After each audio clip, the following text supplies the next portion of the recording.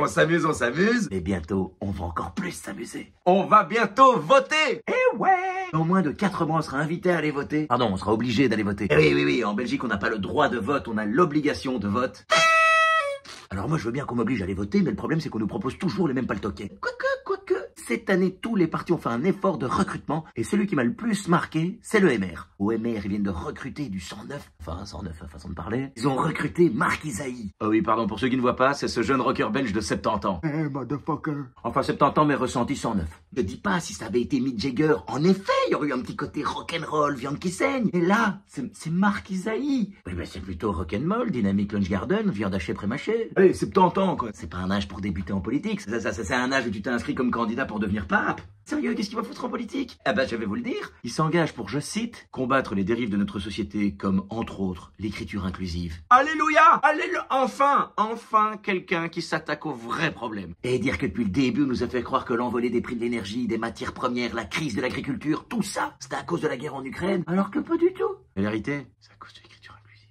Eh ouais. Mais pas de panique, Marc Isaïe arrive. Papy fait de la résistance. On est sauvés. Et après le rock'n'roll, la chanson française.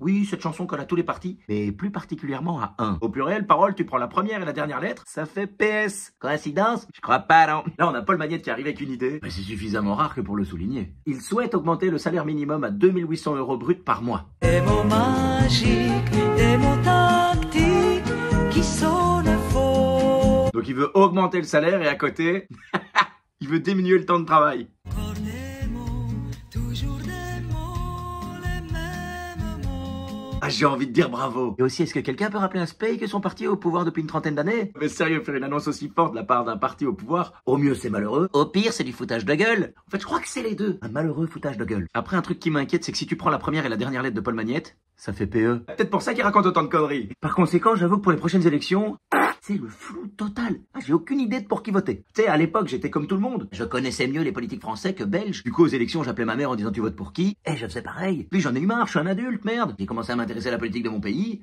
Et ben, depuis que je m'y intéresse, je comprends encore moins bien. Tout ce que j'ai compris, c'est que les élections en Belgique... je déconne, j'ai rien compris. D'abord, tu votes, ensuite... T'attends. Attendrai. Que tu formes un gouvernement. Oups, pardon, je sais, je chante aussi bien que gère le pays. C'est bien simple, entre le jour des élections et la formation du gouvernement, il y a tellement de mois qui se sont écoulés qu'on a oublié les résultats. Et on se retrouve avec une coalition de 7 partis qui n'avaient même pas le plus de voix. Oui, parce que c'est ça le problème de la démocratie en Belgique. C'est qu'aux élections, personne ne perd, sauf le gagnant et les électeurs. Voilà, bon, désolé pour tous les autres partis que je n'ai pas cités, hein, c'est pas un manque d'intérêt. Ah bah si, en fait, je déconne, votre tour viendra. Alors, elle est pas belle la vie?